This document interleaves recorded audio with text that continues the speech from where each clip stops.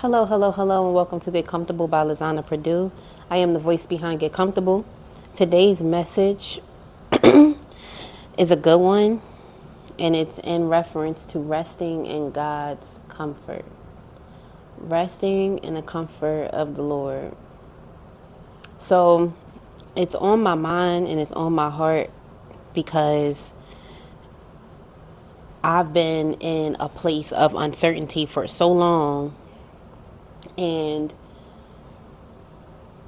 one of the things that wouldn't allow me to not look at it as uncertainty was the control that I was trying to hold on to, the knowing, wanting to know what's next, and then not relinquishing the power in the struggle.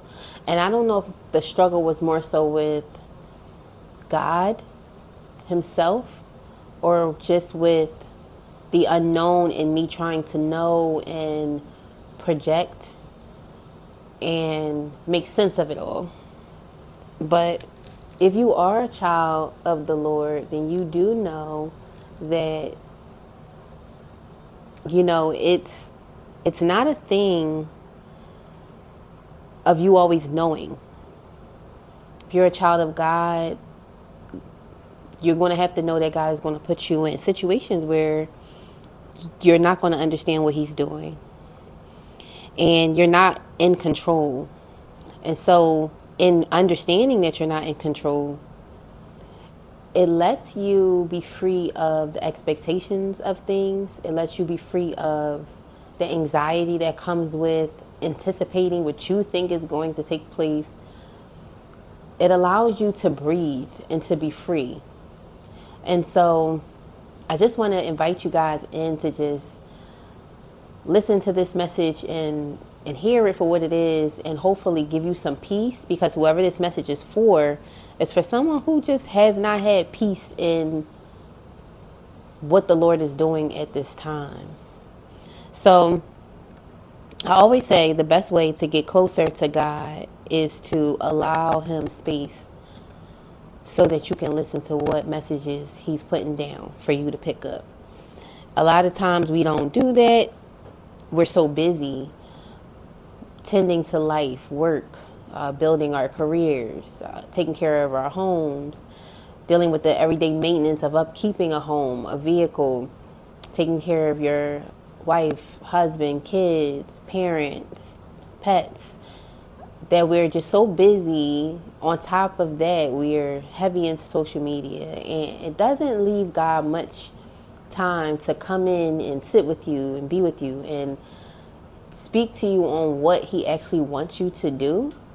So much so that you don't get the instructions clearly. And even if you do get the instructions clearly, sometimes you don't know if what you're hearing is what he's actually saying.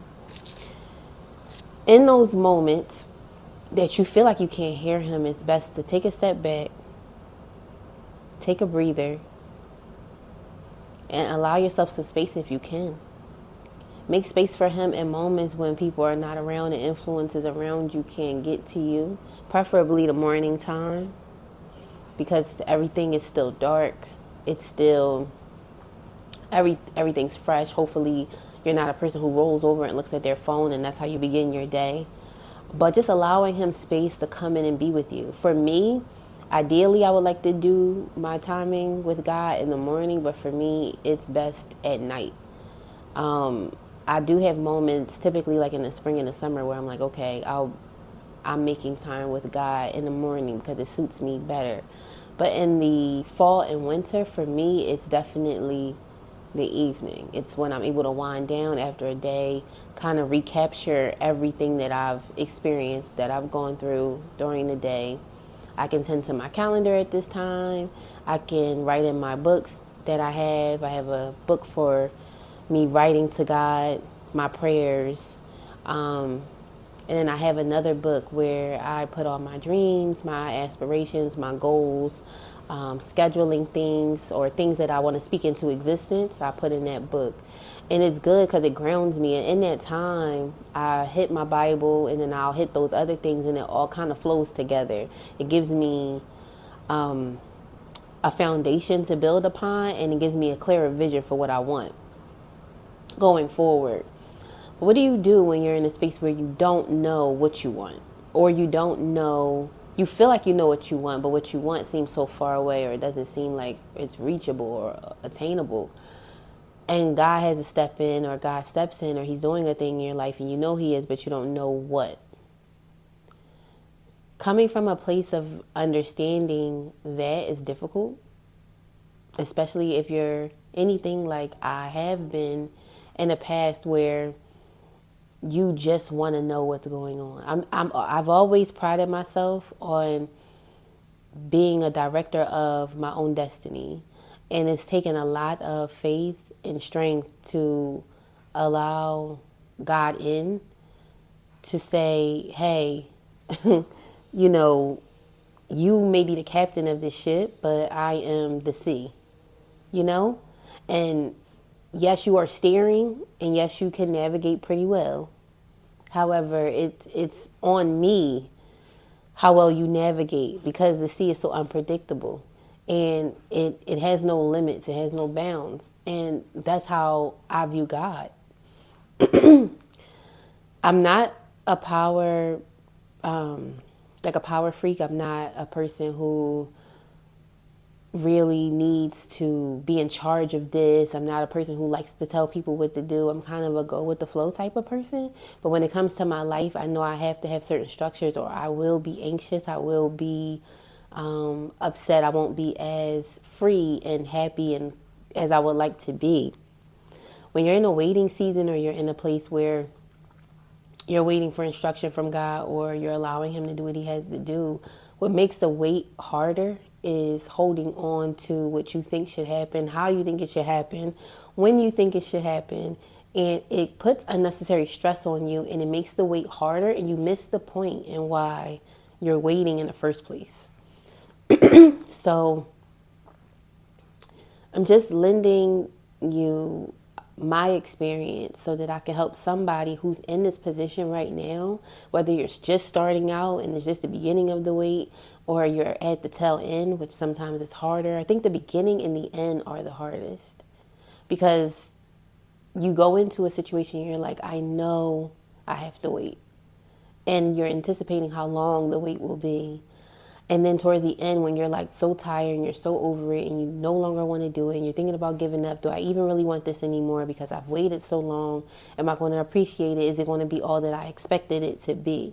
And this is for whatever. It could be waiting on God's promise for a job, or for your finances to turn around, for you to walk in abundance, for you to receive accolades or things that you feel like you deserve. It could be for a child, or waiting on his promise to bless you with children. It could be waiting for your child to turn around after you've prayed so long for them to walk a narrow path, straight and narrow path, and you just see things just go crazy with them, and you just want to, like, God, bring my child home, center my child.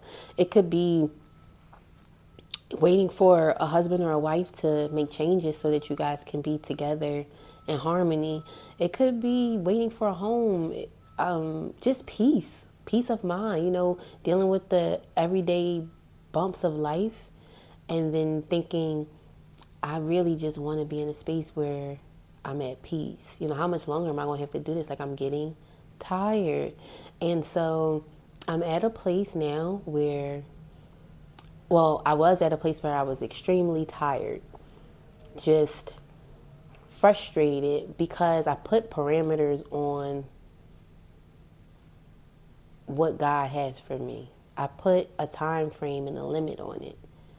And while I still have my limits, and that might not be the right thing, I feel like my limits now are more reasonable, because I'm allowing God to do what he wants to do, what he needs to do, without my interference.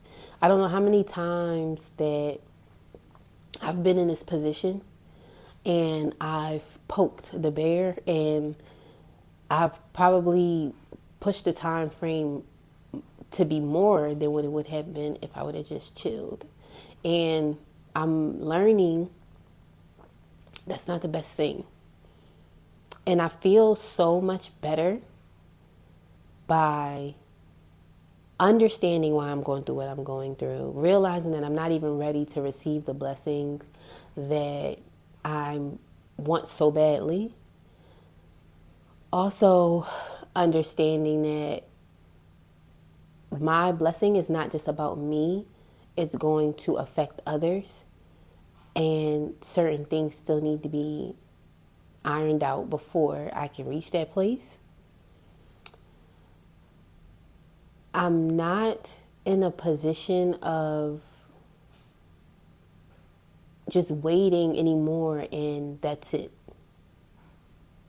I'm knowing that I have growth still that I need to accomplish before I can get what it is that I want.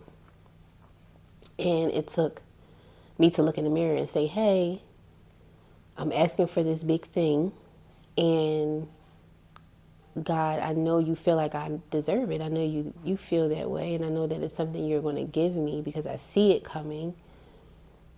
But I haven't done the work that I needed to do to fully accept it when it's there. And I want to be ready for it, and I want to be prepared for it. So, asking the right questions to God and whoever else is involved in whatever it is you're waiting for, removing your expectations and having a clear view of what it is you need will help the process. You cannot put a time limit on what you think you're supposed to get, when you're supposed to get it, because you could cheat yourself out of your blessing. You can cheat yourself out of your opportunity with entitlement. And a lot of times we have this entitlement way about us as humans, and it doesn't suit us well, and it actually tricks us out of what we're promised. And I don't want to be tricked out of what I'm promised, but I have to know that it's right for me, and I have to trust God in it, because that's really the only certain thing is God. So I just wanted to come on to give you guys this message, because I know so many of us out there are waiting for great things to happen. And I know so many of us are waiting for God to just say, okay, it's yours. You can have it. Go ahead. It's all yours now. And we might not be at that place, but it's so much comfort and peace in knowing that it's still working as long as you're working on you and you continue to do those things, and you don't wait with a closed heart. You don't wait with, oh God, much longer do I have to do this? No. Be open, be happy, be joyous, give love, give light, pour into you in this time. Really, do it, give it, show it, understand it. It's so much peace. I'm so in a comforting place now. I just feel comforted. I feel like God, I was cold, and I feel like God put a big warm down blanket over me, and I'm comfortable now. And it's just sit tight, I'll be back. And I'm cool. I'm cool because I know that he's there. And if you feel this way, if you feel like I'm at the brinks and I don't know how much longer, and you don't know how much longer, just literally say to yourself, I know God is working for my good. I know that he sees me. I know that he hears me. I know that he wants the best for me. If it's something you really do want, you'll wait. And position your heart to be accepting of the things that come with the wait. But trusting him will make it more comfortable for you than where you have been.